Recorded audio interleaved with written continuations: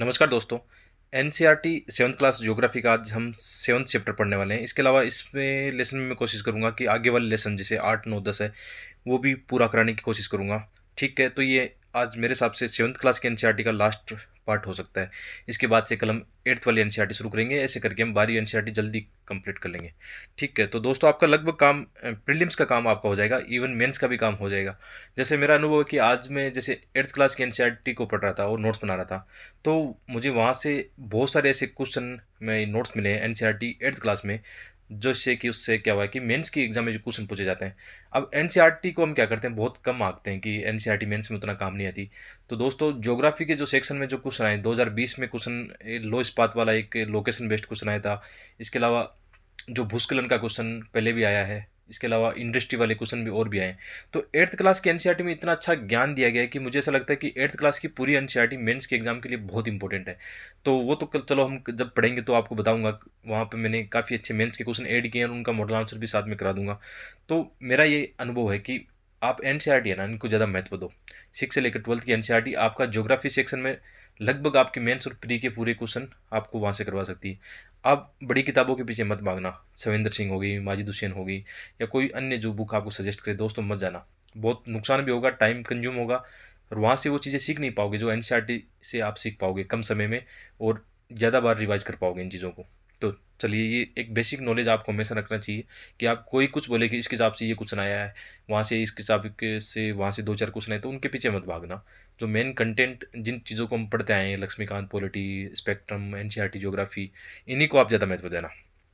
ठीक है, to the point शुरू करते हैं। जैसे ये चैप्टर, तो ये चैप्टर उतना इंपॉर्टेंट नहीं है आज। इससे पहले इसमें इस चैप्टर से बहुत कम क्वेश्चन मेरे को देखने को मिले हैं प्री और मेंस में। ठीक है, जैसे ये क्वेश्चन जो है ये कुछ मतलब जैसे इसमें कैसे क्वेश्चन आ सकता है, या तो मतलब मेंस के अंदर क्वेश्चन आ सकता है कि जो इन्वायरमेंट है या जो प्रकृति है उसके हिसाब से लोगों का क्या होता है, रहन सहन होता है, उनका कल्चर होता है, उनके आवास होते हैं, उनके कपड़े होते हैं, खान पान होता है। मुख्य तौर पर इस लेसन में यही बताया गया है। जैसे इसमें सबसे पहले जैसे बसाव स्थान क्या होता है, जहाँ पे भवन व बस्तियाँ विकसित हो वो बसाव स्थान है। आप जानते हो प्राचीन काल के अंदर जैसे नदियाँ होती थी, तो जितने भी सभ्यता आपको मिलेगी नदियों के किनारे मिलेगी, चाहे आपकी सिंधु सभ्यता हो, मिस्र की हो, या मेसोपोटामिया, या चाइना की सभ्यता हो, या ईरान की दजला फरात सभ्यता, जितनी जितनी है मतलब आपकी सभ्यताएं कहाँ पे हैं, नदियों के किनारे हैं। क्यों? क्योंकि पहले के समय क्या था, एक ही रिसोर्सेज था खाने पीने का, मतलब जंगल से कुछ मतलब प्राप्त हो जाए, मांस प्राप्त हो जाए, या फिर जो भी और चीज़ें प्राप्त हो सकती है, या पानी, या इनके किनारे थोड़ी बहुत मतलब फसल वगैरह हो सकती है। तो शुरुआती सभ्यता में हम जानते हैं कि जल का कितना महत्व था, तो आज भी उतना ही महत्व है। जितने भी आप बड़े बड़े नगर देखना नदी किनारे बसे हुए हैं। ठीक है, उसका एक फ़ायदा मिलता है कि इंडस्ट्री वहाँ पे हो सकती है। जल की चीज़ मतलब कृषि के लिए भी इंपॉर्टेंट है। इसके अलावा अन्य चीज़ों में आप जानते हो जल का कितना महत्व है। तो कहने का क्या मतलब है कि आदर्श बसाव की स्थिति कहाँ पे होगी, कौन सी ऐसी प्राकृतिक दशाएं हैं, उसमें बताया गया है कि जलवायु। आप जैसे आप जानते हो कि अच्छी जलवायु होती है जहाँ पे अनुकूल सम जलवायु होती है, न ज़्यादा टेम्परेचर होता है, न वहाँ पे क्या होता है, न ठंडा होता है। तो वहाँ पे लोग ज़्यादा बसना पसंद करते हैं। जैसे तटीय जो किनारे होते हैं वहाँ पर बस्तियाँ आपको सघन मिलेगी। जैसे जबकि इसकी विपरीत आप देखना कि जैसे डेजर्ट एरिया है, सहारा का डेजर्ट है, या राजस्थान का आप डेजर्ट देखो, वहाँ पे जनसंख्या कम मिलेगी। या अंटार्कटिका में देखो, या आर्कटिक में देखो, जहाँ पे चरम जलवायु है, जहाँ पे मानव के लिए बहुत सारी कठिनाइयाँ हैं, तो वहाँ पे जनसंख्या का बसाव कैसा होगा, विरल होगा, मतलब प्रकीर्ण होगा, यानी कम सघन होगा वहाँ पे। ठीक है, ऐसा पढ़ना आपको। इसके अलावा जल की उपलब्धता सबसे इंपॉर्टेंट रोल निभाती है। आप जानते हो प्राचीन से लेकर आज तक जहाँ पे जल की सुविधाएं होगी, आप जानते हो कि वहाँ पे फिर क्या होगा, मानव बसाव अच्छे से होगा।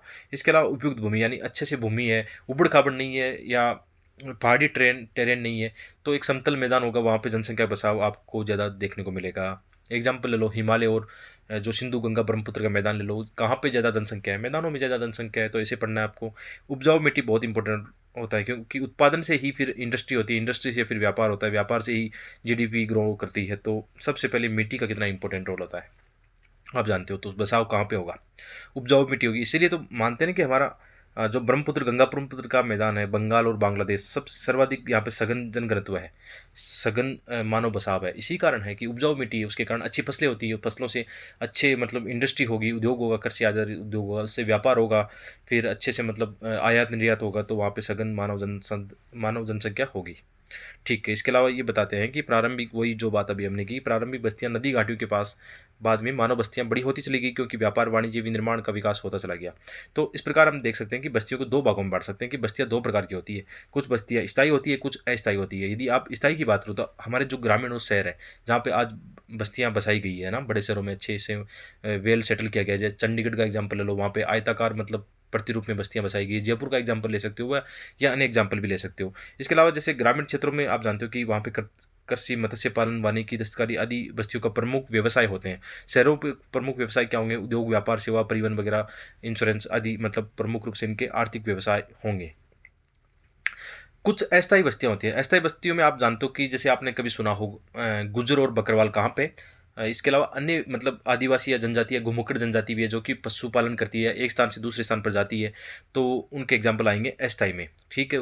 कैसे होता है? जैसे एग्ज़ाम्पल ले लो कि जैसे हम जानते हैं कि जैसे जम्मू-कश्मीर है, ठीक है? हिमालय है वहाँ पे, तो हिमालय में क्या होता है कि जैसे ही सर्दी आती है ना, तो यहाँ पे बर्फ़ जमने लग जाएगी, तो ये क्या करेंगे, जो चलवासी पशुचारण होंगे, गुज्जर, बकरवाल, अन्य जातियाँ भी हैं, भोटिया वगैरह आदि है, जो क्या करेंगे पहाड़ों ऊपरी पहाड़ों से नीचे घाटी में आ जाएँगे, ठीक है? अपने पशुओं को लेकर। जैसे ही क्या होगा कि मतलब बसंत ऋतु आती है, धीरे-धीरे बर्फ़ पिघलने लगती है, तो यहाँ पे घास उगने लगती है, घास के मैदान होने लगते हैं, तो फिर से ये क्या करते हैं, पहाड़ी ढलानों पे ऊपरी क्षेत्र में जाने लग जाएँगे, अपने पशुओं को चारा चारा चराने के लिए या चारागाह में, ठीक है? ऐसा जैसे हमारे राजस्थान में भी होता है कि राजस्थान में ऐसा होता है कि अ जैसे पश्चिमी जो राजस्थान है, वहाँ पे ग्रीष्म काल में क्या होता है, काफ़ी ज़्यादा मतलब पानी की समस्या आती है। तो यहाँ से जो भी मतलब होते हैं, पशुपालक जो होते हैं अपनी भेड़ों को पूर्वी राजस्थान की ओर ले जाते हैं या ऊँटों को ले जाते हैं ना। आपने कभी देखा होगा गायों को, भेड़ों को सड़कों पर जाते हुए एक साथ में टोले के रूप में, तो ऐसा ही करते हैं वो चरवासी पशुचारण कराते हैं अपने पशुओं को। उनका एक एग्ज़ाम्पल है, बेहतरीन एग्ज़ाम्पल है, तो इनको आप बता सकते हो। ठीक है, तो ये तो बस्तियाँ हो गई, 2 प्रकार की, स्थायी होती है, अस्थायी होती है, ठीक है? और शहरी ग्रामीण हो गया। इसके अलावा बस्तियों के 2 प्रकार हो सकते हैं और भी, है ना? कि जैसे हमने पढ़ा कि कुछ बस्तियाँ क्या हो सकती है, सघन हो सकती है, जहाँ पे अच्छे संसाधन हैं, अच्छे रहने के अच्छे संसाधन हैं, वहाँ पे सघन बस्ती होगी, ठीक है? और जैसे ये सघन बस्ती का एग्ज़ाम्पल है, शहरी क्षेत्रों में विशेषकर देखने को मिलेगा। गंगा के अपने क्षेत्रों में देखना, गंगा के मैदानों में वहाँ पे काफ़ी ज़्यादा डेंस पॉपुलेशन है और उनकी वजह से क्या है कि वहाँ पे सघन बस्तियों का समूह विकसित हुआ है। प्रकीर्णन कहाँ पे? जैसे राजस्थान के आप क्षेत्र में यदि हमारे सेटलमेंट के एग्ज़ाम्पल दूँ, जहाँ पे मैं रहता हूँ, राजस्थान शेखावटी या डेज़र्ट एरिया में, वहाँ पर क्या है, वहाँ पर प्रकीर्ण बस्तियाँ, यानी जैसे हमारे बस्तियाँ अलग-अलग होगी, मतलब समूह में नहीं होगी, अपने-अपने खेतों में बसा हुआ है वहाँ पे, तो इनको बोलते हैं बिखरा हुआ बसाव या प्रकीर्ण बस्तियाँ। ठीक है, ऐसे बहुत सारी जगह पे होते हैं जहाँ पर पहाड़ी क्षेत्रों में भी ऐसे देखने को मिलेगा, लेकिन शहरी क्षेत्रों में या जहाँ पे अच्छी सुविधाएँ हैं, वहाँ पे सघन समूह आपको देखने को मिलेगा। ठीक है? तो इसके अलावा आप देखना कभी भी आवास का एग्ज़ाम्पल लेना, इसमें बताया गया कि बस्तियाँ और आवास कैसे बनाए जाते हैं। तो आवास हमेशा एनवायरनमेंट के अनुकूल होगा। जैसे हिमालय क्षेत्र है, तो वहाँ पे बर्फ़ ज़्यादा गिरती है, तो वहाँ की जो छत बनाई जाएगी, कैसी बनाई जाएगी? शंकु आकार की या ढलवां छत बनाई जाएगी, ताकि वहाँ पे जैसे बर्फ़ गिरी है ना, तो वो नीचे आसानी से नीचे आ जाएगी। यदि वहाँ पे हम छत को ऐसे बनाएँगे ना, चौकोर बनाएँगे, तो बर्फ़ ज़्यादा ऊपर गिरेगी और हो सकता है छत टूट जाए, है ना? तो ऐसे हम करते हैं। ऐसे मेघालय में ज़्यादा बारिश होती है, तो वहाँ पे भी ऐसी मतलब छत बनाई जाएगी, ताकि ऐसी छत से क्या होगा, बारिश नीचे आ जाएगी, नहीं तो अन्यथा क्या होगा, छत पे पानी इकट्ठा होगा और मतलब वहाँ पे दुर्घटना घट सकती है, तो ऐसा हो गया। जैसे हमारे राजस्थान में काफ़ी गर्मी पड़ती है, ठीक है? तो गर्मी पड़ती है, तो हम यहाँ पे जो हमारे पहले जो आवास थे ना, प्रकृति के अनुकूल कैसे थे कि यहाँ पे जो भी घास वगैरह होती है ना, उनकी झोंपड़ियों से उन झोंपड़ियाँ बनाते हैं हम, घास से झोंपड़ियाँ बनाते हैं, ठीक है? तो घासों से झोंपड़ियाँ बनी हुई है वहाँ पे। इसके अलावा छान बोलते हैं हम, छन्नी, या मतलब आप जानते हो सामान्य भाषा में जो भी आवास बने होते थे, स्थानीय जो क्या होता था, स्थानीय जो सामग्री होती है ना, स्थानीय सामग्री के हिसाब से बनाई जाती है। अभी भी आप कभी आप राजस्थान घूमने जाओ, डेज़र्ट में देखना आप, वहाँ पे ज़्यादातर जो झोंपड़ियाँ बनी है वो घास से बनी हुई है, ताकि वो पर्यावरण के अनुकूल है, ताकि उसमें टेम्परेचर ज़्यादा नहीं आता है ना। अन्यथा क्या होगा, जैसे हम कंक्रीट के मकान बना तो लेते हैं ना, लेकिन उसके अंदर फिर हमें एसी लगानी पड़ेगी या कूलर लगाना पड़ेगा, और बहुत ज़्यादा गर्मी को हम सहन नहीं कर पाएँगे, ठीक है? तो इसके अलावा आप ये भी देख सकते हो कि जैसे राजस्थान में जो आवास बनाए जाते हैं, उनके वाइट कलर ज़्यादा किया जाता है, क्योंकि आप जानते हो ज़्यादा गर्मी आती है, तो उसमें जो वाइट प्रकाश आता है, वो उसको मतलब वापस भेजने में या उसमें कम ऊष्मा अवशोषण होगी उस आवास की। तो ऐसा एग्जाम्पल है, मतलब अलग-अलग क्षेत्र के हिसाब से जैसे सामग्री है ना, वैसे आपको आवास दिखाई देंगे। अब देखो, इसमें आप और भी चीज़ें जोड़ दो कि लोगों के जो कपड़े हैं या रहन-सहन है, उनका कैसा होगा, अपनी एनवायरनमेंट या अपनी जलवायु के हिसाब से होगा। आप एग्जाम्पल लगा लो कि जैसे मरुस्थल में रहने वाला क्या करेगा, ऐसे कपड़े पहनेगा, व्हाइट कपड़े पहनेगा, ठीक है? या मतलब ऐसा मतलब आप देखना मरुस्थल का व्यक्ति अपने साथ हमेशा एक साफा सर पर पगड़ी की तरह बांधे रखता है या अपने साथ रखता है ज़्यादा पसीना आता है तो पहुँचने के लिए, या वाइट कपड़े पहनते हैं, या मतलब आप जैसे मध्य एशिया की बात करो, वहाँ पे देखना जो डेजर्ट एरिया में रहते हैं अपने को पूरा ढके रहते हैं। जैसे बुर्का जो है, बुर्का ऐसे ही तो चला है ना, मतलब बुर्का एक तरह से एक जलवायु से जुड़ा हुआ है कि जहाँ पर आंधी तूफान या मतलब एक तरह से मिट्टी वाले तूफान आते हैं, तो इसलिए तो शरीर को ढकने के लिए बनाया गया है। बाद में वो संस्कृति के साथ जुड़ गया। ठीक है, ऐसे कल्चर और संस्कृति ऐसे ही तो विकसित होती है जो बाद में एक स्थायी रूप से हमारे जीवन का एक पार्ट हो जाती है। तो आप देखना कि जैसे साउथ इंडिया में मतलब क्या प्रचलन है कि वहाँ पर ज़्यादा बारिश होती है ना, तो वहाँ पे लुंगी बांधते हैं ना, लुंगी या चप्पलें पहनते हैं। तो ये सब क्या है, वहाँ का भोजन कैसा होगा, जैसे साउथ इंडिया या जो तटीय क्षेत्र है वहाँ पे भोजन कैसा होगा, वहाँ पे मछली और चावल होगा, क्योंकि प्रकृति क्या कर रही है कि इसका कॉम्बिनेशन हमें प्रदान कर रही है। जैसे जहाँ पर गेहूँ ज़्यादा होगा तो वहाँ पे गेहूँ के मतलब भोजन होगा, वहाँ पे लोग मांसाहारी नहीं होगी, शाकाहारी होंगे, जहाँ पर दूध की अच्छी सुविधा होगी। तो कहने का क्या मतलब है, सब चीज़ें मिला के कि आपकी संस्कृति, आपकी अर्थव्यवस्था, आपका रहन सहन, आपके आवास, आपके कपड़े, कल्चर जितना भी किस पर डिपेंड करता है, जलवायु। जलवायु निर्धारित करती है। जलवायु हुई जे अपनी विविधता को, सांस्कृतिक विविधता को निर्धारित करती है। ये चैप्टर पूरा का पूरा इस पर है। तो इससे संबंधित कोई भी कभी क्वेश्चन आ जाए कि जलवायु निर्धारित करती है आपकी संस्कृति को, आपकी अर्थव्यवस्था को, तो ऐसे लॉजिकली एग्जाम्पल देके आपको मेंस के अंदर लिख के आना है। प्री में भी ऐसा लॉजिकली कोई क्वेश्चन आ सकता है। ठीक है, तो यहाँ पे ये डायग्राम आप देख सकते हो। ऋतु प्रवास का मैंने बता दिया, ये जैसे अभी भेड़ वाला एग्जाम्पल था। प्रकीर्णन बस्तियाँ यानी बिखरी हुई, पहाड़ों में मिलेगी, मरुस्थल में मिलेगी, या बर्फीले क्षेत्रों में मिलेगी। जहाँ पर अच्छी सुविधाएं हैं तो वहाँ पे सघन बस्ती आपको मिल जाएगी। और ये हमने बात कर ली कि आवास कैसा होगा, पर्यावरण के अनुकूल होगा, जो हमने समझा अभी। ठीक है, और जैसे यहाँ पे एक दिया हुआ है कि स्टिल्ट पर मकान, यानी जहाँ पे ज़्यादा पानी आता है, तो आप देखना ब्रह्मपुत्र वाले एरिया में या जहाँ पे ज़्यादा पानी आता है तो थोड़ा सा मकान को क्या करेंगे, थोड़ा एक प्लेटफॉर्म पर ऊपर बनाएंगे ताकि नीचे कीचड़ वगैरह नीचे बहता रहे और आवास में मतलब मानव बस्तियाँ सुरक्षित रहे, तो इसको बोलते हैं स्टिल्ट पर मकान। ठीक है, आगे जैसे इसमें बताया गया परिवहन व्यवस्था कि दक्षिण अमेरिका में एंडीज पर्वत पे इसमें दिखाया गया, इसमें अलग अलग छोटे मोटे परिवहन की बात की कि पहले समय घोड़ा गाड़ी से लेकर आज हम कहाँ पे वायु परिवहन पे जा रहे हैं या आधुनिक मतलब बहुत सारी विकास कर चुके हैं। इसमें कुछ एग्जांपल है कि जैसे एंडीज पर्वत में वहाँ पे एक लामा जीव है, ऊँट जैसा शायद दिखता है, छोटा, तो उसका परिवहन के रूप में उपयोग करते हैं। तिब्बत में याक के रूप में करते हैं। तो ये थोड़ा सा एग्जाम्पल के रूप में बताया गया है। बाकी इस चैप्टर में उतना खास मुझे कुछ लगा नहीं। जैसे इसमें बताया गया सड़क मार्ग में बताया गया कि आप जानते हो कि जहाँ पे डेजर्ट या मतलब पहाड़ी क्षेत्र होगा वहाँ पे सड़कों का घनत्व कम होगा, मैदानी क्षेत्रों में सर्वाधिक होगा।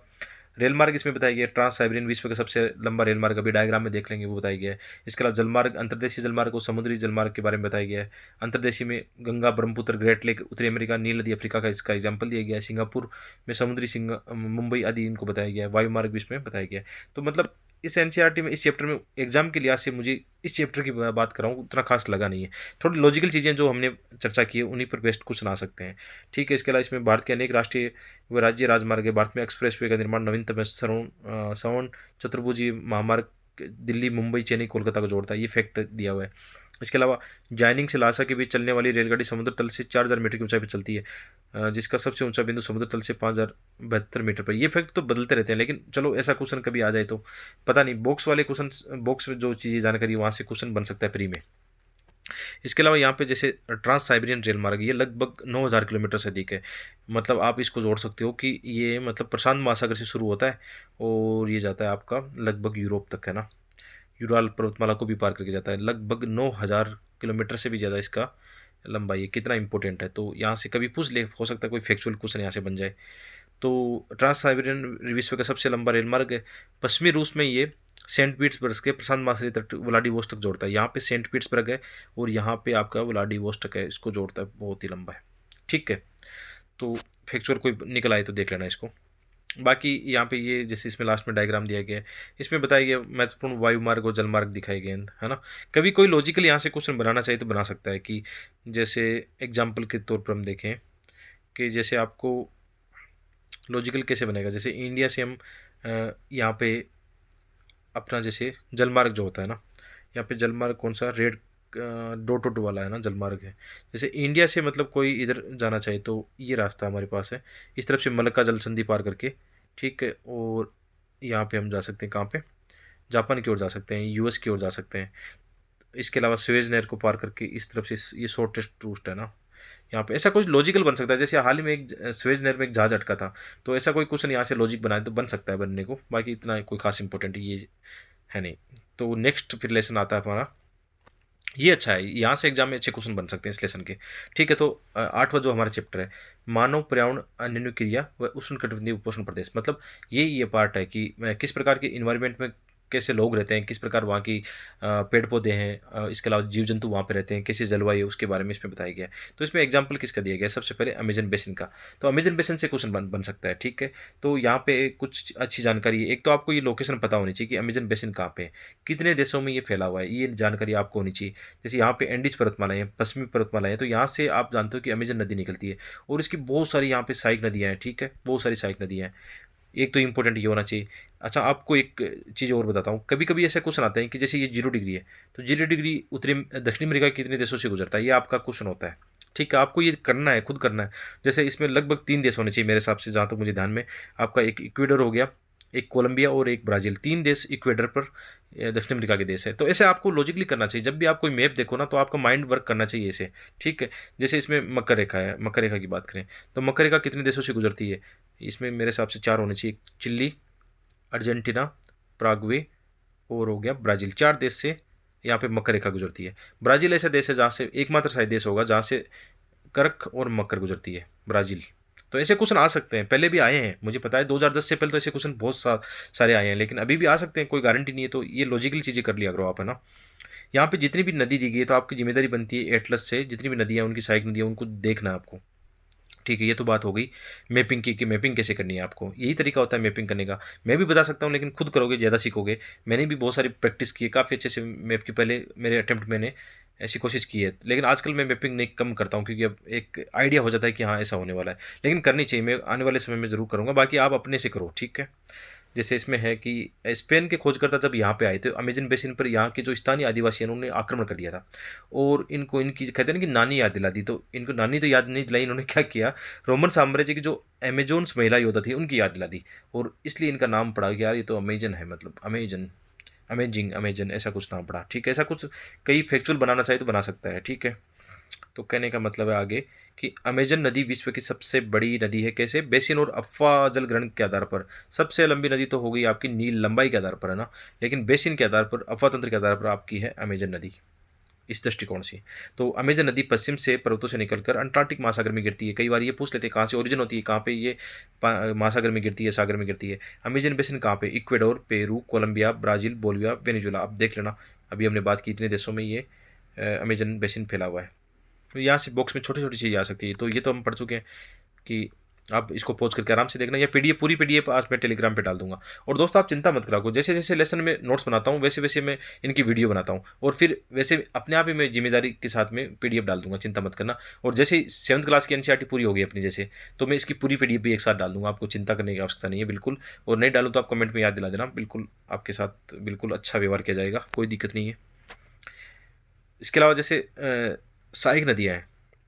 सहायक नदी आप जानते हो कि जैसे एक नदी है, इसमें आके अन्य नदियाँ मिलती हैं, उसको बोलते हैं सहायक नदियाँ, ठीक है।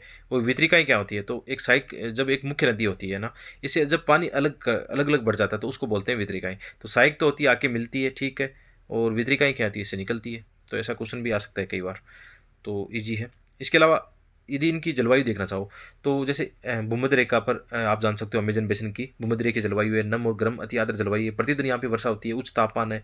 जैव विविधता सब सर्वाधिक यहाँ पे मिलेगी, क्योंकि इक्वेटर है, इक्वेटर पर सर्वाधिक जैव विविधता मिलेगी। जैसे जैसे दूरों की ओर जाएंगे जैव विविधता घटती चली जाएगी, ठीक है। यहाँ पे वनस्पति कौन सी होगी? भूमध्य रेखीय वर्षा वन होंगे, लंबा तना, घना वितान, ये पढ़ चुके हैं पहले हम, लेकिन एग्जाम्पल रिवाइज करवा दूंगा आपको। चौड़ी पत्तियाँ, जड़ें कम गहरी पे होगी। इसमें लॉजिक बताने की आवश्यकता है क्या आपको? ये सब चीज़ें पहले वाले चैप्टर में हम कर चुके हैं वनस्पति वाले में, कि भूमध्य रेखा वर्षा वन क्या होते हैं? लंबे होंगे, बहुत लंबे इनका तना होगा। लंबे क्यों होंगे? प्रकाश जो होता है सूर्य के प्रकाश के कंपटीशन में इनका मतलब लंबाई बढ़ती चली जाएगी, ठीक है। घना वितान हो गया अपना, वितान ये ऊपर वाला होता है, कैनोपी बोलते हैं जिसको इंग्लिश में, वितान कि ऊपर से जब देखते हैं ना पेड़ कितने घने हैं, उनको बोलते हैं वितान। चौड़ी पत्तियां होगी, जैसे ये पेड़ है तो इनकी पत्तियां चौड़ी होगी, क्यों होगी? पानी बहुत ज़्यादा है, एक्स्ट्रा जो वाटर वाष्पीकरण के माध्यम से फेंक देंगे बाहर। और जड़ें कम गहरी होगी, कम गहरी क्यों होगी? पानी उपलब्ध है ऊपर ही, लॉजिक है एकदम। इसका डेजर्ट वाले से तुलना करो, जड़ें बहुत गहरी हो जाएगी उनकी, क्यों? पानी नीचे काफ़ी ज़्यादा है। जैसे राजस्थान में खेजड़ी है, उसकी जड़ें बहुत गहरी होती है, जबकि अभी मतलब भूमध्य रेखा वाले होंगे, इक्वेटर वाले जो वर्षा वन है, उनकी जड़ें बहुत कम गहरी, क्योंकि पानी ऊपर ऊपर ही ऊपर पड़ा है, ठीक है। इसी प्रकार जैसे धरती पर प्रकाश, एक मिनट, कि इसमें जैसे धरती पर प्रकाश की कमी के कारण छाया में वृद्धि करने वाले परजीवी पादप आर्किड व ब्रोमिलाइड पत्तियों में जल संरक्षण हेतु मेंढक इनमें अंडे देते हैं। यहाँ पे कुछ जैसे ब्रोमेलाइड पादप चर्चा में रहा है, तो इसको देख लेना कि ब्रोमेलाइड क्या है। एक विशेष प्रकार का पौधा है जो अपनी पत्तियों में जल को संचित रखता है, और मेंढक जैसे प्राणी इसमें इस जल में पॉकेट में अंडे देने के उपयोग करते हैं। तो ऐसा क्वेश्चन आ सकता है कई बार, तो बॉक्स में चीज़ें को ध्यान देना है। ठीक है। इसके अलावा यहाँ पे जीव जंतु कौन से हैं, जीव जंतु में बताया गया है, मतलब जैसे यहाँ पे बार बार जैसे हम किसी फोटो पर क्लिक करते हैं तो यही आ जाता है डिस्टर्ब करने के लिए। जीव जंतु में जैसे क्या है, गुंजन पक्षी, टेपिर, बंदर, स्लोथ, सांप, सरीसृप, मगर, अजगर, एनाकोंडा, एक प्रेरणा मत्स्य प्रजाति जो कि मांसाहारी मतलब एक है मछली, उसका भी एग्जाम्पल है। तो कई बार स्टेटमेंट बना के दे देगा किस पारितंत्र का एग्जाम्पल है, तो आज आ जाएगा ऐसा क्वेश्चन। इसके अलावा यहाँ पे निवासी कौन से हैं, कि यहाँ के जो निवासी है पुरुष शिकार करते हैं, मछली पकड़ते हैं, महिलाएं बच्चे हैं वो फसलों का ध्यान रखती है। ठीक है। यहाँ पे कर्षक कृषि भी एक इंपॉर्टेंट है, कर्तक और दहन। कर्तन और दहन कृषि दोस्तों आप जानते हो, झूमिंग जो कृषि है हमारे नॉर्थ ईस्ट में होती है, कि वनों को जलाकर मतलब कृषि करते हैं। स्थानांतरित कृषि भी इसको बोलते हैं, कि एक समय बाद में दूसरी जगह शिफ्ट हो जाते हैं। ठीक है। तो इसको आप थोड़ा सा देख लेना कि कर्तन दहन की पत्ती में किसान पहले वृक्षों झाड़ियों को काट कर भूमि को साफ करते हैं, फिर इनको जलाते हैं, जिससे पोषक तत्व मिट्टी में मिल जाते हैं। इस साफ भूमि पर कुछ वर्षों तक फसल पैदा की जाती है, और जमीन के इस टुकड़े को बार बार प्रयोग पर मिट्टी में पोषक तत्वों का अभाव हो जाता है, इसलिए इस टुकड़े को छोड़कर दिया जाता है। इसके बाद फसल उगाने के लिए किसी अन्य स्थान को साफ किया जाता है, मतलब ऐसे ही, मतलब जूमिंग या स्थानांतरित कृषि का एग्जाम्पल है। तो यहाँ पे ये भी देखने को मिलता है, कहाँ पे, अमेजन वर्षा वनों में। इसके अलावा यहाँ पे प्रमुख फसलें कौन सी है, तो टेपियोका, अनानास, शकरकंद यहाँ पे दी गई है।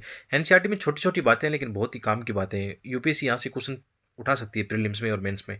इसके अलावा कृषि की हम बात कर चुके हैं। मुख्य आहार यहाँ का मेनियोक या कसावा, आलू जैसा यहाँ पे। नकदी फसलें यहाँ पे कॉफ़ी, मक्का, कोको यहाँ पे होता है।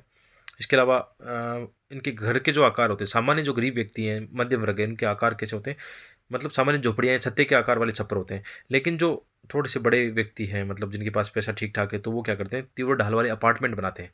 इनको बोलते हैं मलौका। ये वर्ड अच्छा है, मलौका आ सकता है एग्जाम में। इसके अलावा अमेजन वन का एक चीज़ यहाँ पे चर्चा में रही है। आप जानते हो कि अमेजन वन चर्चा में रहते हैं। यहाँ पे काफ़ी ज़्यादा इनका विनाश किया जा रहा है। जैसे आप देखो, पहले ये वन एक समय इतने मतलब घने थे, बाद में धीरे धीरे जैसे जैसे विकास डेवलपमेंट होता है, प्रौद्योगिकी के कारण यहाँ पे आसान पहुँच होती है, तो इनका विनाश हो रहा है। तो अमेजन की वर्षा वनों का विनाश हो रहा है, ऐसा हम लगातार पढ़ रहे हैं, तो ये बहुत इंपॉर्टेंट चीज़ होती है। इनका आप केस स्टडी और एग्जाम्पल बता के एग्रोमेंट्स में ऐसा क्वेश्चन आता है तो। ठीक है। यहाँ पे दिया गया है, विकास की गतिविधियों के कारण जैव विविधता वाले वर्षा वन धीरे धीरे नष्ट हो रहे हैं। ऐसा अनुमान है कि प्रतिवर्ष अमेजन वन बेसिन के वर्षा वन का बड़ा भाग लुप्त होता जा रहा है। आप देख सकते हैं कि वर्षा वनों के लुप्त होने से व्यापक प्रभाव होता है। वर्षा के कारण मिट्टी की ऊपरी परत बह जाती है एवं सघन वन बंजर भूमि में बदल जाता है, तो ये इंपॉर्टेंट हो सकता है। आगे इसमें इसी लेसन में क्या दिया गया है, गंगा ब्रह्मपुत्र बेसिन के जीवन के बारे में बताया गया। तो आपको ये पता होना चाहिए, एक तो आपके लिए होमवर्क क्या है आज का, आपको गंगा और ब्रह्मपुत्र नदी की जितनी भी सहायक नदियाँ हैं, गंगा कहाँ से निकलती है, कौन सी इसकी सहायक नदियाँ हैं, ब्रह्मपुत्र यहाँ से निकलती है, इसकी सहायक नदियाँ हैं, दोनों आपस में मिलती है, बंगाल के डेल्टा यहाँ बनाती है। तो जितना भी आपको होमवर्क है नदियों के मैपिंग का, ये आपको करना है, ये आपका होमवर्क है। यदि एग्जाम पास करनी है तो करना पड़ेगा, कोई दूसरा व्यक्ति हेल्प नहीं करेगा। खुद अपना दीपक बनो, आत्मदीपक भव है। ठीक है, अपनी ज्योति खुद बनो। तो मैं हिंट दे रहा हूँ कि नंबर कैसे लाए जाते हैं प्री और मेंस में। अपनी मैपिंग कर लो, सुधार लो। जो अच्छे बच्चे हैं, डेडिकेशन जिनका है यूपीसी को लेकर, अनुशासन है, वो ऐसा कर लेंगे, जैसे मैंने हिंट दिया वो ऐसा कर लेंगे। और ऐसे डायग्राम की आप प्रैक्टिस भी कर लो। जैसे कोई मेंस के अंदर क्वेश्चन आ गया गंगा ब्रह्मपुत्र का, तो मेरे पास पहले से डायग्राम तैयार होगा, तो क्या करेंगे, अच्छे नंबर लाने की संभावना बन जाएगी। देखो मैं कितने आसानी से कर लेता हूँ, ऐसे ही थोड़ी ना होता है, बहुत सालों की प्रैक्टिस है। जैसे मुझे भी बनाना हो तो बिना देखे मैं ईजिली इनको क्रिएट कर लेता हूँ। ठीक है। आराम से इसको बना के मैं नॉर्थ ईस्ट को दिखा दूंगा। फिर यहाँ पे गंगा दिखाऊंगा, यमुना दिखाऊंगा, इनकी जितनी भी और नदियाँ, सहायक नदियाँ, वो दिखाऊंगा। यहाँ से ब्रह्मपुत्र निकालूंगा, इसको यहाँ पे दिखाऊंगा, इनकी सहायक नदियाँ जो भी है, अलग अलग सहायक नदियाँ, देबांग, सुबनश्री का भी ऐसी नदियाँ हैं। ठीक है। तो आराम से मैं दिखाऊंगा, नदी जोड़ो परियोजना में ऐसा मेरे पास डायग्राम होगा।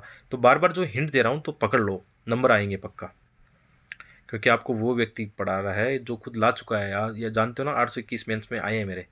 बार बार बताने की मतलब उतनी आवश्यकता भी नहीं है, जानबूझ के बताता हूँ ताकि थोड़ा मोटिवेट हो कि सामने वाला पढ़ा रहा है तो वो भी एक जेन्युइन बंदा है, जिस जो मार्क्स लेके आया है।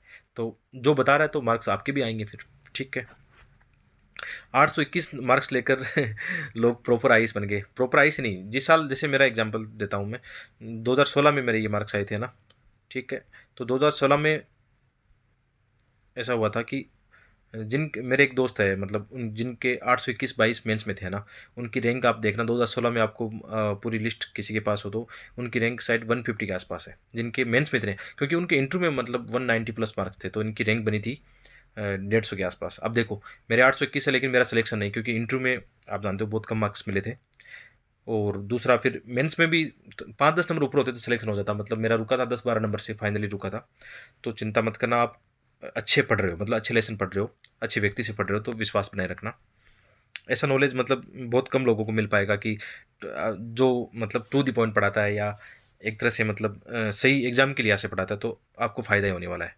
तो इसलिए मैं बार बार जो चीज़ें बोलता हूँ, जैसे आपको मेंस में मैपिंग करनी है, तो ये बहुत ही इंपॉर्टेंट हो जाती है आपके लिए। तो गंगा ब्रह्मपुत्र बेसिन के जीवन की हम बात करें तो ये कहाँ पे है, मतलब आपका ये हो जाएगा 10 डिग्री से 30 डिग्री के मध्य, मतलब इसको यहाँ से इंक्लूड करो लगभग, मतलब ये हो गया आपका यहाँ पे, इसमें 10 से 30 डिग्री के बीच में है। और यहाँ पे नदियाँ बहुत सारी है, जो भी नदियाँ मैं अपनी बात की थी वो आप मैपिंग करना। जलवायु कौन सी है यहाँ पे, मानसूनी जलवायु है, आप जानते हो यहाँ पे दक्षिण पश्चिम मानसून से ज़्यादा वर्षा होती है, ठीक है, इस क्षेत्र में। मैदानी क्षेत्र में जनसंख्या घनत्व है देखो सर्वाधिक यहाँ पे, क्योंकि वो जितनी भी बातें हमने करनी थी, उपजाऊ मिट्टी, पानी की सुविधा, अच्छी कृषि हो जाएगी, इंडस्ट्री यहाँ पे लगेगी। पुराने समय से अंग्रेज भी यहाँ आए थे, इसीलिए तो आए थे, तो उनको लगा था यही तो प्रोडक्शन का क्षेत्र है सबसे वर्ल्ड का, इसीलिए तो आए थे, ठीक है। और मैदानी क्षेत्र में जनसंख्या घनत्व अधिक हो गया। प्रमुख फसलें आप जानते हो, जितनी बहुत सारी फसलें आप जानते हो, आप में से अधिकांश बच्चे इस यहाँ से होंगे भी, है ना, उनको पता है यहाँ पे चावल, गेहूँ, मक्का, गन्ना, जूट, बहुत सारी फसलें होती हैं। इसके अलावा पश्चिम बंगाल, असम में चाय के बागान, रेशम पालन यहाँ पे होता है। उष्ण कटिबंधीय पर्णपाती वन यहाँ पे है, पहले हम पढ़ चुके हैं कौन से, साल, सागवान, पीपल। ब्रह्मपुत्र के मैदानी क्षेत्र में बांस होते हैं, डेल्टा क्षेत्र में मैंग्रोव होते हैं, ये अच्छा है, मतलब जैसे ब्रह्मपुत्र यहाँ आती है तो इस क्षेत्र में बांस काफ़ी ज़्यादा है, जैसे ही ब्रह्मपुत्र यहाँ पे आती है मैंग्रोव के वन है, ठीक है। यहाँ पे अलग जैव विविधता देखो, है एक ही नदी, लेकिन यहाँ की जैव विविधता अलग मिलेगी, यहाँ की जैव विविधता अलग मिलेगी। बंगाल का टाइगर यहाँ पे मिलेगा, यहाँ पे गेंडा मिलेगा, एक सिंग वाला गेंडा। तो ये चीज़ें लॉजिकली आप पढ़ा करो इनको बहुत अच्छे से, आपको यहाँ की वनस्पति कैसी है, यहाँ की वनस्पति कैसी है, नदी एक है, पानी एक है, धारा एक है, लेकिन अलग अलग जैव विविधता है। कारण क्या है, उच्च आवच और अक्षांश का अंतर, ये कारण है, ठीक है। यहाँ पे शीत वाली जलवायु है, मतलब, और यहाँ पे ग्रीष्म है, मतलब उष्ण कटिबंधीय जलवायु है, क्योंकि इक्वेटर के दक्षिण में है ना, ये फर्क आ गया। लॉजिकली देखा करो। आगे इसमें कौन सा है, ब्रह्मपुत्र के मैदानी में हो गया उत्तराखंड। अच्छा, ये बहुत इंपॉर्टेंट है, ऐसे क्वेश्चन यूपीएससी में पहले भी आए हैं, मैं इस यहाँ से जानता हूँ, ये क्वेश्चन आया हुआ है यूपीएससी में 2012 से या 15 के बीच में, जरूर ऐसा 2 बार ऐसा क्वेश्चन यहाँ से आया है कि उत्तराखंड, सिक्किम, अरुणाचल प्रदेश में शीतोष्ण को सदाबहार वन है, कौन से, चीड़ देवदार, ऐसा क्वेश्चन आया है, ठीक है। कई बार ये क्वेश्चन आ जाएगा मैंग्रोव कहाँ पे है भारत में, मैंग्रोव कहाँ पे आ जाएगा, उसमें अलग अलग देंगे कि मैंग्रोव भारत में तटीय क्षेत्रों में, जैसे बंगाल का डेल्टा हो गया, अंडमान निकोबार हो गया, लक्षद्वीप हो गया, एक दे देंगे नॉर्थ ईस्ट में, तो ऐसे चूज कर लेना, नॉर्थ ईस्ट कट जाएगा मैंग्रोव में। लेकिन यहाँ पे ध्यान रखना कि जैसे शंकुधारी वन, सदाबहार शंकुधारी वन आते हैं, तो वहाँ पे थोड़ा सा हिमालय जो है अपना, हिमालय, दोनों हिमालय में यहाँ पे संभावना बनेगी आपकी। इसके अलावा वेदिका की कृषि कौन सी होती है, जो सीढ़नुमा कृषि होती है ना, उसको बोलते हैं वेदिका कृषि। ये वेदिका कृषि वाला भी क्वेश्चन आया हुआ है प्री में। वेदिकाओं का निर्माण कर खड़ी ढलानों पर समतल सतह बनाकर कृषि करने के लिए होता है। ढलान को इसके लिए हटाया जाता है और जल का प्रवाह मतलब ज़्यादा नहीं हो, इसलिए बनाया जाता है।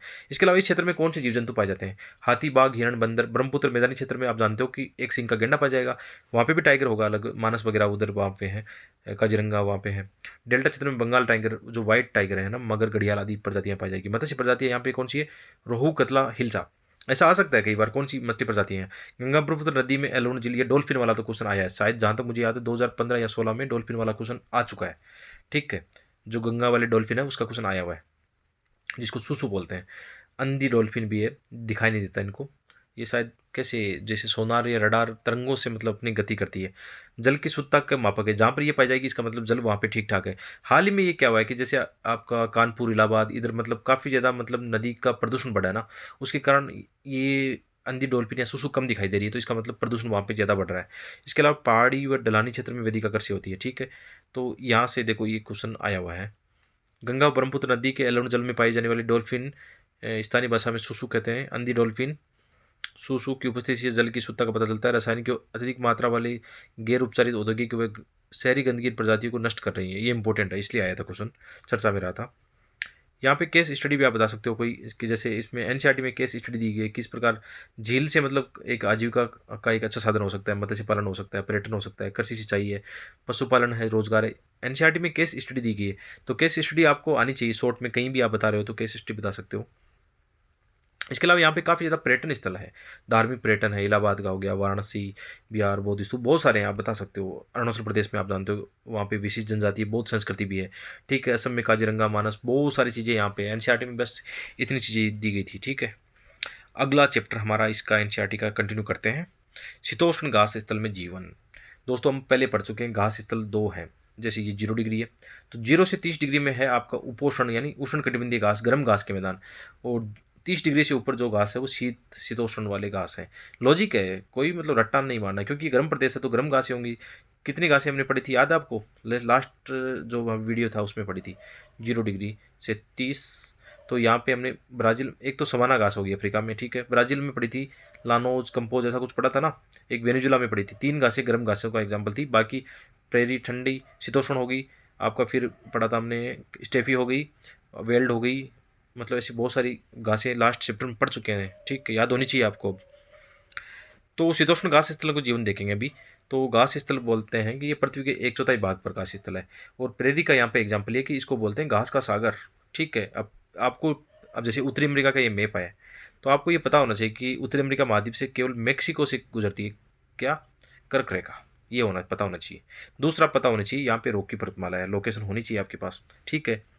इसके अलावा ये जितनी भी खाड़ियाँ दे रही है ना, लेबडोर सागर, हडसन की खाड़ी, सब कर लो, मैपिंग कर लो, बहुत अच्छे नंबर आएंगे। उत्तर से दक्षिण आपको झीलों का क्रम पता होना चाहिए, ग्रेट बीर झील कहाँ पे है, ग्रेट स्लेव कहाँ पे है, अत्थाबास का झील कहाँ पे है। इसके अलावा ये नदी, यहाँ पे नदी है विनिपेग झील है यहाँ पे। ये पांचों झीलें जो यहाँ पे ना, पांचों झीलों का लोकेशन पता होना चाहिए, सुपीरियर, हुरोन, जितने भी है इनके किनारे कौन सी अच्छी सिटी है, कौन सी इंडस्ट्री यहाँ पे है, होनी चाहिए आपके पास। ये प्रेरी है कौन से दो देशों में, कनाडा और यूएसए में, ठीक है। ये इंपॉर्टेंट चीज़ आपके लिए होगी, लोकेशन बहुत ही ज़रूरी होती है, होना चाहिए पता, ठीक है। उत्तरी अमेरिका में शीतोष्ण घास के स्थल 2 मीटर से अधिक ऊंची घास है। पश्चिम में रॉकी पर्वत है और पूर्व में ग्रेट लेक। ये हो गया ना, पश्चिम में रॉकी और पूर्व में ग्रेट लेक, इनके बीच में क्या है, आपकी प्रेरी घास के मैदान, ठीक है। तो चिनुक आपकी आती है ना, चिनुक कविस्तानी पवन, आपने सुना गर्म पवन, ये ऐसे बहती है। तो जैसे ये ऊपर आती है ना, तो यहाँ पे जो बर्फीले हैं, बर्फ़ जो है होती है यहाँ पे, उनको पिघला देती है।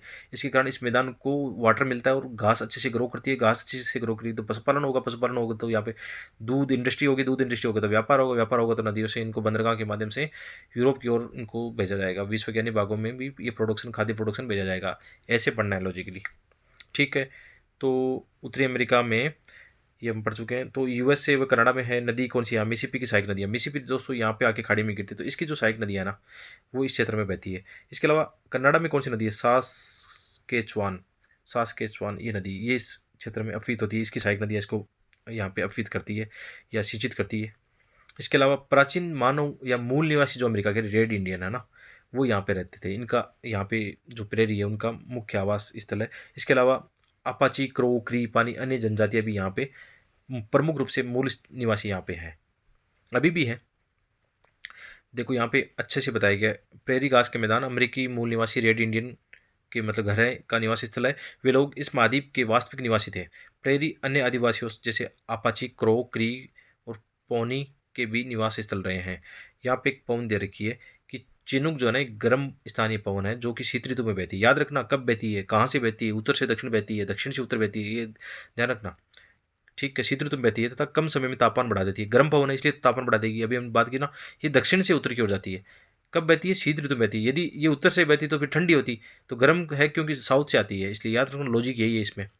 तो गर्म पवन है, दक्षिण से उत्तर की ओर बहती है, रॉकी पर्वत की जो बर्फ़ पिघला देती है, और तापमान बढ़ाने से क्या होगा, बर्फ़ पिघलने लग जाएगी और यहाँ पे पशुओं को चरने के लिए चारागाह और पानी की अच्छी व्यवस्था हो जाएगी।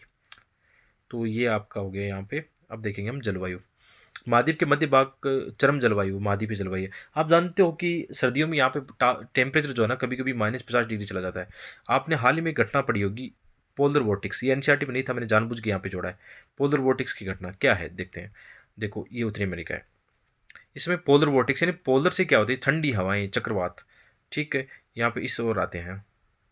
तो इस क्षेत्र में क्या होता है, यहाँ पे टेम्परेचर कभी कभी -50 डिग्री होता है। यहाँ का जो नियाग्रा जलप्रपात है ना, यहाँ पे होना चाहिए नियाग्रा जलप्रपात।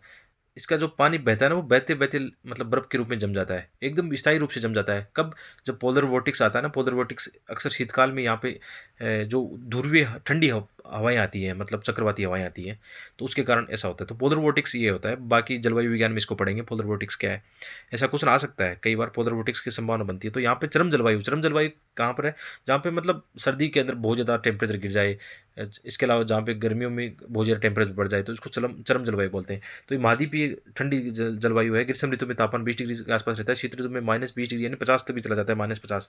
यहाँ पे चीनों की स्थानीय पवन है जो हम बात कर चुके हैं, शीत ऋतु में बहती है, दक्षिण से उत्तर में बहती है, बर्फ पिघला देती है, घास में वृद्धि करती है, पशुपालन होता है। यहाँ पे वनस्पति और प्राणी जात क्या है, वनस्पति में सरपत विलो यहाँ का है, इसके अलावा ओल्डर पॉपुलर पेड़ है। मुख्य फसलों में मक्का, आलू, सोयाबीन, कपास, अल्फा अल्फा यहाँ पे इंपॉर्टेंट है। कोई खास नहीं है लेकिन पूछ सकते हैं। इसके अलावा यहाँ के जो रेंच रेंच यानी अपने जैसे पशुपालन फार्म इनको बोलते हैं, इनको देखभाल करने वाले को काउबॉय बोलते हैं। टोपी लगा के ऐसे रखते हैं, घोड़ा घोड़ा पे आपने देखा होगा काउबॉय को। बाइसन यहाँ पे बेस प्रमुख यहाँ पे एक जीव है। अन्य जीवों में खरगोश, काइयोट, गोफर, पेरी कुत्ता। कंबाइन संयंत्र आप जानते हो ना कि बुआई जुताई थ्रेसर एक साथ होता है, उसको कंबाइन बोलते हैं। मतलब एनसीईआरटी में चीज़ें लिखी हुई है तो मैंने लिख दी यहाँ पे। आपको अजीब सा लग रहा होगा ये बच्चे की तरह क्या पढ़ा रहे हैं, लेकिन एनसीईआरटी में दी हुई तो हम पढ़ाएंगे। फिर मानव अर्थव्यवस्था, यहाँ पर किसान व पशुपालक है। फिर गेहूं उत्पादन में सर्वाधिक विश्व का धन्नागार, कई बार बोलते हैं ना कि इसको विश्व का अन्नागार या धन्नागार क्यों बोलते हैं, इसी कारण कि गेहूं बहुत ज़्यादा यहाँ पे होता है। अच्छी मशीनीकरणों से अच्छे फार्म हाउस इनके पास है। दुग्ध उत्पादन और खाद्य प्रसंस्करण उद्योग इस एरिया में, पेरी वाले में विशाल औद्योगिक प्रदेश है। यहाँ पे सड़क व रेल परिवहन, जल परिवहन से जुड़ा हुआ है। कोयला व लौह इस्पात यहाँ पे वैसे भी है।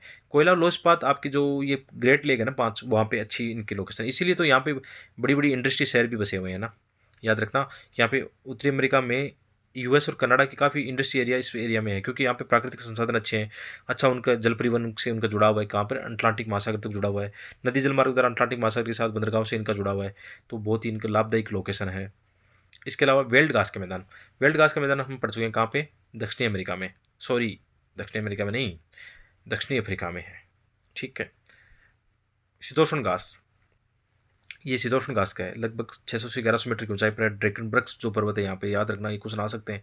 एटलस पर्वत का आ चुका है 2013 में, तो ड्रेकनब्रग्स का भी आ सकता है कि पर्वत कहाँ पे। यहाँ पे कालारी मरुस्थल है, सारा डेजर्ट यहाँ पे है, सवाना घास के मैदान ये है, तो ऐसे क्वेश्चन आ सकते हैं। ठीक है। पश्चिम में कालारी मरुस्थल है और उत्तर पूर्व में उच्च वेल्ड भूमि है। इसके अलावा यहाँ पे दो प्रमुख नदी है, ऑरेंज और लिम्पोपो। दोस्तों याद रखना है, यहाँ नदी की लोकेशन आपको चेक करनी है। ऑरेंज नदी यहाँ से ड्रेकनब्रग से निकलकर कहाँ गिरती है, अटलांटिक महासागर में। और लिम्पोपो नदी शायद यहाँ से निकलकर ये मकरेका को 2 बार पार करती है और जाती है हिंद महासागर में। चेक कर लेना, मेरे हिसाब से सही है। बाकी ऐसे क्वेश्चन आ सकते हैं कि कौन सी नदी मकरेका को 2 बार पार करती है, लिम्पोपो नदी होनी चाहिए। ऑरेंज नदी यहाँ पे आके गिरती है। तो ये मैपिंग वाला मैं आपको बार बार क्यों बोलता हूँ, आपको सभी मैपिंग खुद करनी पड़ेगी। कोई अच्छा सा एटलस ले लो या यूट्यूब पर कोई पढ़ा रहा हो, अच्छी वीडियो मिल जाए मैपिंग की तो कर लेना, इंपॉर्टेंट होता है, इनका काफ़ी रोल होता है। ठीक है। तो लिम्पोपो नदी होगी। जलवायु यहाँ पे महासागरीय प्रभाव, क्योंकि तट के किनारे है ना, महासागरीय जलवायु, नम जलवायु। महाद्वीपीय जलवायु चरम होती है थोड़ी सी, उसमें या तो टेम्परेचर ज़्यादा होगा या कम होगा। जैसे मरुस्थल में क्या होगा, दिन के समय टेम्परेचर बहुत ज़्यादा होगा, रात के समय क्या होगा, हिमांक तक चला जाएगा 0 डिग्री तक, इसको बोलते हैं चरम जलवायु, महाद्वीपीय जलवायु। महासागरीय जलवायु में क्या है, ज़्यादा वहाँ पे देखना, साउथ इंडिया में क्या होगा, ज़्यादा मतलब परिवर्तन नहीं आएगा, वहाँ पे सर्दियाँ आएगी तो ज़्यादा नहीं आएगी, गर्मी पड़ेगी तो ज़्यादा गर्मी नहीं होगी। ठीक है, ऐसा होता है। नम जलवायु बोलते हैं इसको, सम जलवायु बोलते हैं। शीत ऋतु ठंडी व शुष्क, वर्षा नवंबर से फरवरी में, कोई खास नहीं है। गर्म महासागरीय जलधारा यहाँ पे बहती है। अच्छा आप कमेंट करके बताना इसमें कि यहाँ पे कौन सी जलधारा बहती है और यहाँ पे कौन सी जलधारा बहती है। यहाँ पे ठंडी है जलधारा, नाम बताना, मैं नहीं बताऊंगा। यहाँ पे गर्म जलधारा है, कौन सी है नाम बताना आप बाद में कमेंट बॉक्स में बताना, यदि बताना हो तो कोई दिक्कत नहीं है। ठीक है, चलो मैं बता देता हूँ। यहाँ पे कौन सी है, बेंगुला होनी चाहिए, ठंडी जलधारा है। यहाँ पे अग्लुआस होनी चाहिए, गर्म जलधारा। ठीक है, आगे फिर इसमें दक्षिण अफ्रीका के ब्रिटिश जो उपनिवेश आने से पहले एक बोलते हैं कि वेल्ड नाम किसने दिया, डच आदिवासियों ने दिया है। वनस्पतियाँ झाड़ी, बबूल, मारोला, शेर, तेंदुआ, चीता आदि यहाँ पे पाया जाता है, क्योंकि घास पारितंत्र है ना। इसके अलावा मानव अर्थव्यवस्था यहाँ पे क्या है, तो पशुपालन, कृषि, खनन है यहाँ पे, फसलें मक्का, गेहूँ, तंबाकू, गन्ना, कपास, आलू, ज्वार, अखरोट है। पशुपालन, मेरिनो भेड़ यहाँ पे अच्छे से पाली जाती है, ऊन मांस के लिए जानी जाती है। ये आप देख सकते हो, यहाँ पे सोना और हीरा काफ़ी निकलता है। ठीक है। तो जोहान्सबर्ग तो बोलते हैं ना स्वर्ण की राजधानी, सोने की राजधानी है। किम्बरले हीरे की खान, देखो यहाँ पे मैप में दिखाई हुई है, डायग्राम में देखना आप। ठीक है। तो इस प्रकार जो 7th क्लास की एनसीईआरटी है उसका लास्ट चैप्टर अब होने वाला है। काफ़ी लंबा लेसन हो गया, लेकिन मेरी ये आज आप लोगों से कमिटमेंट था कि आज पूरा करना है, और पूरी एनसीईआरटी आज चाहे 4 चैप्टर हो गए कोई बात नहीं, पूरा करेंगे, अच्छे से करेंगे।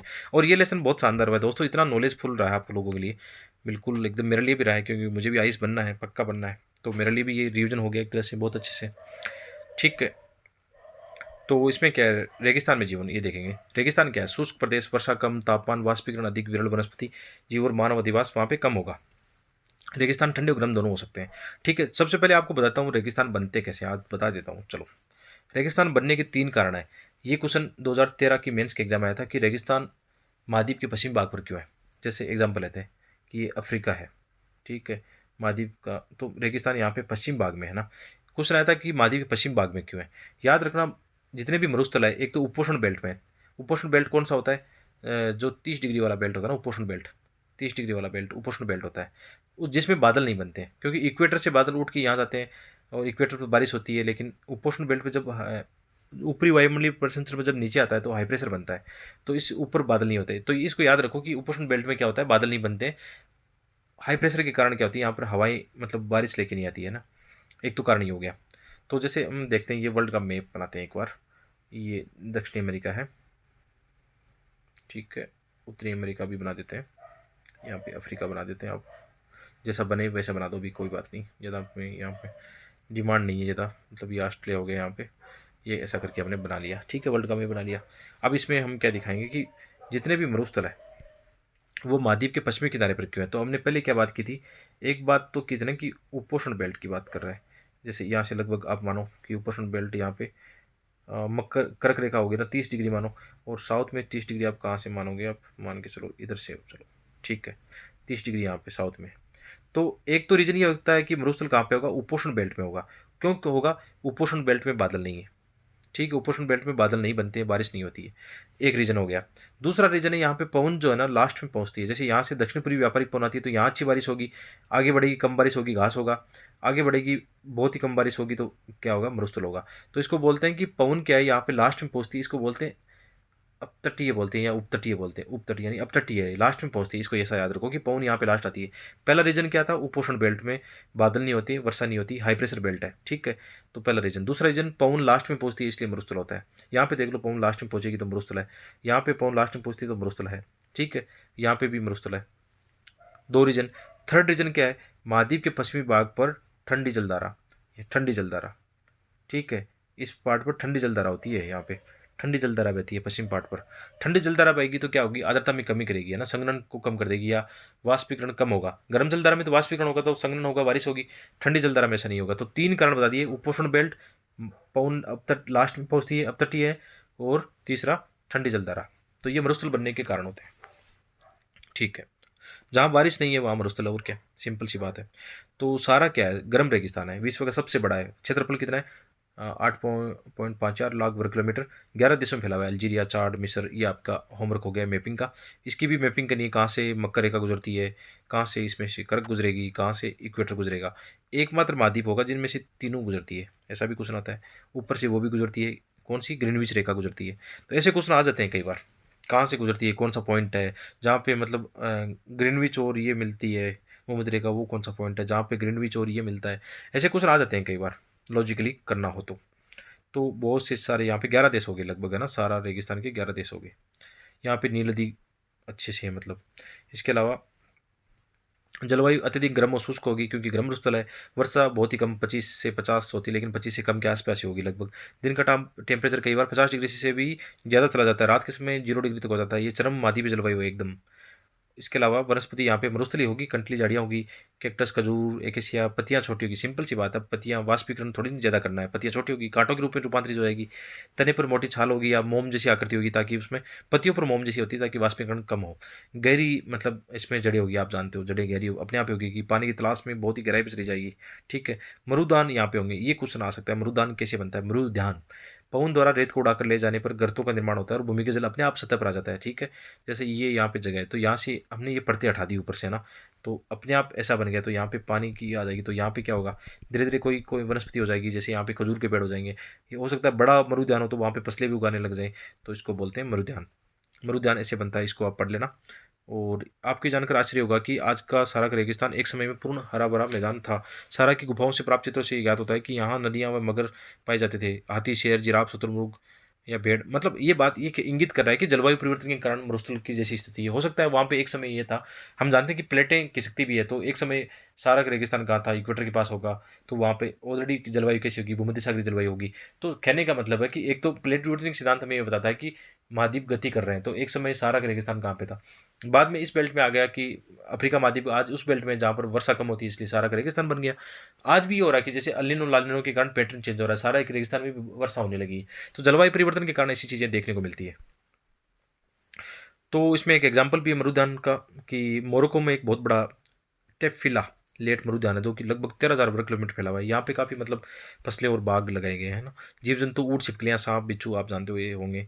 इसके अलावा मतलब एक दिया हुआ है कि सारा के अल्जीजिया क्षेत्र में त्रिपोली लीबिया के दक्षिण भाग में स्थित है। यहाँ सर्वाधिक मतलब आज तक का टेम्परेचर रिकॉर्ड किया गया है। ठीक है, आप मैप में देखोगे तो यहाँ पे अल्जीजिया यहाँ पे होना चाहिए, इक्वेटर क्या भूमध्य रेखा के, भूमध्य सागर के आसपास। ठीक है, उस तटीय लोकेशन होनी चाहिए, या मतलब त्रिपोली के दक्षिण में, आप इसको देख लेना। ठीक है, इसके अलावा मानव अर्थव्यवस्था यहाँ पे क्या है, यहाँ पे बेदू तुआरो जनजाति, मतलब जो कि चलवासी जनजाति है ना। ठीक है, बकरी, भेड़ पालन, ऊँट, ये मतलब ये एक तरह से एक जगह स्थान से दूसरे स्थान पर जाते हैं। और इसके अलावा खजूर, चावल, गेहूँ, जो मतलब सेम, कपास होता है। आपको क्वेश्चन होगा यार चावल कैसे होगा, तो यहाँ पे वो है ना नील नदी, वहाँ पे उस क्षेत्र में चावल भी उगाते हैं, कपास भी काफ़ी होता है। ये सारा एक रेगिस्तान में मरुद्यान है। खनिज लोहा, फास्फोरस, मैग्नीज, यूरेनियम यहाँ पे प्रमुख है। लद्दाख का आगे है एक ठंडा मरुस्थल लद्दाख। तो लद्दाख आजकल काफ़ी चर्चा में है ना, तो यहाँ से क्वेश्चन आ सकता है। सबसे पहले क्या करना है, यहाँ पे जितनी भी लोकेशन है, कौन से दरे हैं, कौन से हाईवे हैं, हाल ही में भारत और चाइना के बीच में जो भी मतलब लोकेशन चर्चा में रही है, उन सबको देखना है। इस बार यहाँ से क्वेश्चन पक्का एक मैपिंग वाला आएगा। जो इस बार 2021 में एग्जाम दे रहे हैं, अलर्ट हो जाओ, यहाँ से क्वेश्चन पक्का आएगा, मैपिंग का क्वेश्चन आएगा। ठीक है, कौन से ग्लेशियर है, कहाँ पे क्या है, ऐसा क्वेश्चन आएगा। खुद यहाँ से लोकेशन निकालो मैपिंग से। ठीक है, तो लद्दाख ठंडा रेगिस्तान, इसको बोलते हैं खापाचान यानी हिमभूमि। ये मतलब लाग करता है पर्वतीय दरा, दाग करता है देश है, यानी पर्वतीय दराओं का देश। द्रास यहाँ पे ठंडा स्थान है, लद्दाख में सबसे ठंडे स्थानों में से एक है। वर्त हिमालय में स्थित है, उत्तर में काराकोरम पर्वत है, पर्वत श्रेणी, और दक्षिण में जास्कर है। जैसे यहाँ पे आप देखोगे काराकोरम, यहाँ पे आपको देखने को मिलेगा काराकोरम है, लद्दाख श्रेणी होगी, फिर जास्कर हो गया, ऐसी श्रेणी 3 श्रेणी है यहाँ पे है ना। काराकोरम, लद्दाख, जास्कर, फिर आगे नीचे पीर पंजाल वगैरह, ऐसे आपको करनी है, मतलब मैपिंग करनी, जैसे अभी बता रहा हूँ। इसके अलावा यहाँ पे नदी कौन सी प्रमुख नदी, यहाँ पे आप जानते हो सिंधु नदी यहाँ से आके पाकिस्तान में जाती है। श्योक नदी इसकी सहायक नदी है, तो ये नदियाँ भी देखना। इधर से काबुल नदी भी आती है शायद, देखना मैपिंग में। हिमानी, यहाँ पे जो एक है ग्रेंगी हिमानी, मतलब ग्लेशियर जो है। इसके अलावा जलवायु यहाँ पे आप जानते हो अब बहुत ठंडी होगी, अत्यधिक शीतल व शुष्क होगी। ऊंचाई पर वायु की परत पतली होने के कारण सूर्य की गर्मी अत्यधिक तीव्रता महसूस होती है। हिमालय का वृष्टि छाया प्रदेश, यह मरुस्थल क्यों है, क्योंकि जैसे यहाँ पे ये हिमालय, तो दक्षिण पश्चिम मानसून आता है, तो यहाँ पे दीवार की तरह हिमालय खड़ा है ना। यहाँ पे हिमालय जितने भी जाकर लद्दाख ये अभी श्रेणी पड़ी, तो यहाँ पे क्या हो गया, वर्षा कम होगी। वर्षा कम होगी तो क्या हो गया, फिर अपने आप मरुस्थल बन गया। ठीक है, वनस्पति यहाँ पे छोटी घास झाड़ियों के रूप में। घाटी में सरपत विलो, क्रिकेट आपने सुना होगा, क्रिकेट का बल्ला कश्मीरी विलो से बनता है, बहुत हल्का होता है, खेलने में बहुत हल्का होता है, बहुत अच्छे छक्के लगते हैं उसे। मैंने भी काफ़ी क्रिकेट खेला है इनसे। एक कश्मीरी विलो वाला बैट बहुत अच्छा होता है खेलने में। आजकल अपने यहाँ पे ज़्यादातर यही क्रिकेट के बल्ले आ रहे हैं। इसके अलावा पॉपुलर के उपवन है यहाँ पे। ग्रीष्म ऋतु में यहाँ पे सेब, खुबानी व अखरोट काफ़ी होते हैं। जीव जंतु यहाँ पे है रोबिन, तिब्बती स्नोक, रेवेन, हुप प्रमुख पक्षी, जंगली बकरी, स्नो लियोपार्ड, ये आके यहाँ पे है। इसके अलावा चीरू तिब्बती, ये क्वेश्चन आ चुका है, ये चीरू तिब्बती एंटीलोप वाला क्वेश्चन आ चुका है। सातुस ऊन के लिए इसका मतलब काफ़ी ज़्यादा इसका विलुप इनका मतलब शिकार होता है। हल्की अत्यधिक गर्म ऊन होती है, उसके लिए इसका शिकार होता है। चिरू तिब्बती एंटीलोप यानी हिरण की प्रजाति का सा हो गया, देखना आप डायग्राम या कहीं मैप देखना, गूगल करना। ठीक है, इसके अलावा यहाँ पे मानव अर्थव्यवस्था कैसी है, यहाँ के अधिकांश लोग मुस्लिम और बौद्ध धर्म से संबंधित है। बौद्ध मठ है यहाँ पे, कौन से, हेमिस्टिक से लामा लामा यूरू। ये क्वेश्चन भी आया, याद रखना, ये आर्ट एंड कल्चर वाले क्वेश्चन में लोकेशन देखना, ये क्वेश्चन आ सकते हैं मठ वाले क्वेश्चन। कृषि, जो आलू, मटर, सेम, शलजम है। मुख्य व्यवसाय क्या है, पशुपालन और पर्यटन यहाँ पे है। ठीक है, ये यहाँ की इनकी लद्दाख की जो वेशभूषा, पारंपरिक वेशभूषा कल्चर का पार्ट हो गया। मनाली लेह राजमार्ग 4 दरों से गुजरता है, ये दरें आपके काम होगी, लोकेशन में देख लेना। यहाँ पे 12 लांचा दरा है। तो इस प्रकार अपनी 7th क्लास की एनसीईआरटी पूरी होती है। आप सबको बहुत बहुत धन्यवाद। ये लेसन देखते रहना, दोस्तों के साथ शेयर करते रहना, चैनल सब्सक्राइब जरूर करना। और पूरी पीडीएफ फाइल अपने टेलीग्राम चैनल पर आपको मिल जाएगी। टेलीग्राम चैनल का आप टेलीग्राम में सर्च कर सकते हो, study I with Dharmendra Jakhar. बाकी इस वीडियो के डिस्क्रिप्शन में आपको लिंक मिल जाएगा टेलीग्राम का, वहाँ से डाउनलोड कर लेना। बहुत बहुत धन्यवाद।